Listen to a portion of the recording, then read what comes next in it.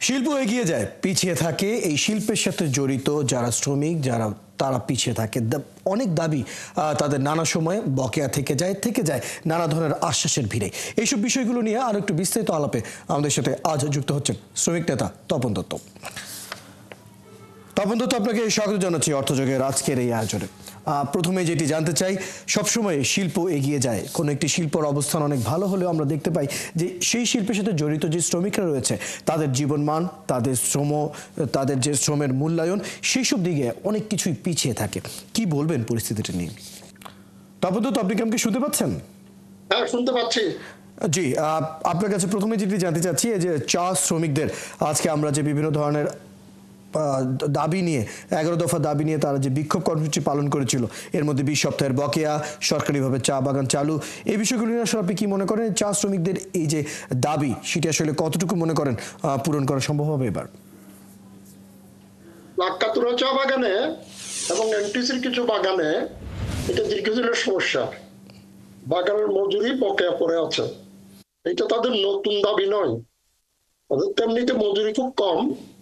সেই মজুরি 178 টাকা দৈনিক, সেটাও যদি না দেয় এই শ্রমিকরা বাঁচে কি করে? তাদের এটা অত্যন্ত ন্যায়সঙ্গত দাবি।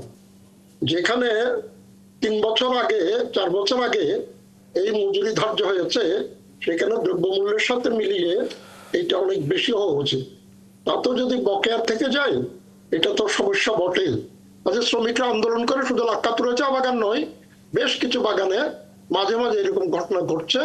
কিছুদিন আগে এনটিসির 12টি বাগানে একই ঘটনা ঘটেছে। মালিক কর্তৃপক্ষ কোথায় চলে গেছে এবং বেতন দেয় নাই, পরে এটা আংশিক বেতন নিয়ে সমাধান হয়েছে। এটা শ্রমিকদের বুঝিয়ে তো সমাধান করা দরকার। এবং এই ধরনের সমস্যাগুলো চা বাগানে দীর্ঘদিন ধরে বিরাজ করছে। আমরা যদি চা শিল্পের কথা যদি বলি, চা শিল্প কিন্তু বাংলাদেশে খুব ভালো অবস্থানে রয়েছে। চা শিল্পের বর্তমান যে অবস্থান, উৎপাদন থেকে শুরু করে চা শিল্পের যে বিপণন ব্যবস্থা, আন্তর্জাতিক অবস্থানেও আমরা কিন্তু খুবই ভালো অবস্থানে রয়েছি। কিন্তু এই যে একটা ভালো অবস্থানে রয়েছে একটি শিল্প, কিন্তু সেই শিল্পের সাথে জড়িত শ্রমিকদেরই যদি এই ধরনের একটি অবস্থান থাকে, এত ফারাক কেন?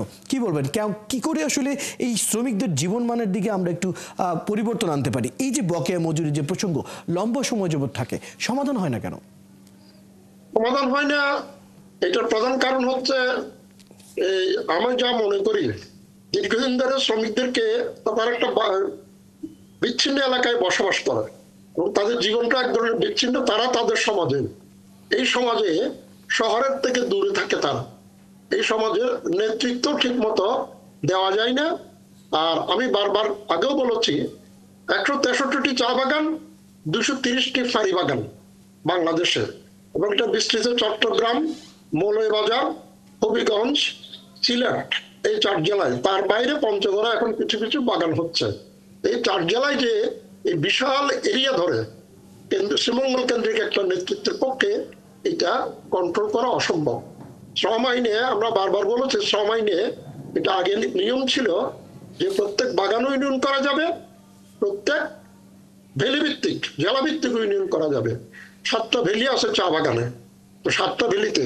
কিন্তু হঠাৎ করে 1976 সালে এই আইনটা পরিবর্তন করে একটা ইউনিয়ন, জাতীয় ইউনিয়ন করতে হবে বলে একটা ইউনিয়নের আধিপত্য এখানে হয়ে গেছে। এবং একটা ইউনিয়নের আধিপত্য থাকার ফলে ইউনিয়নের গণতান্ত্রিক পদ্ধতি খুব বেশি নাই, এবং আজকে 7 বছর ধরে ইউনিয়ন ইলেকশন হয় না। তো এগুলো শ্রমিকদের উপরে তাদের প্রভাব নেই, মালিকরা এই সুযোগটুকু নেই।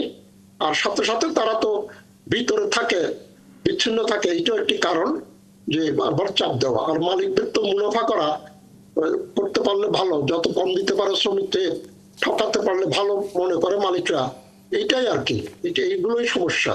তাহলে মূলত এই বিষয়গুলো নিয়ে আসলে অনেক কিছু করার এবং অনেক জায়গায় আসলে প্রসঙ্গগুলো অনেক কিছু বিস্তারিত নিয়ে আলাপ করার আসলে সুযোগ রয়েছে। আজ সময়ের স্বল্পতার কারণে খুব কম সময়ে এই আলোচনাটা করতে পারলাম। আশা করি পরবর্তী সময়ে নিয়ে আরো আলোচনা করব।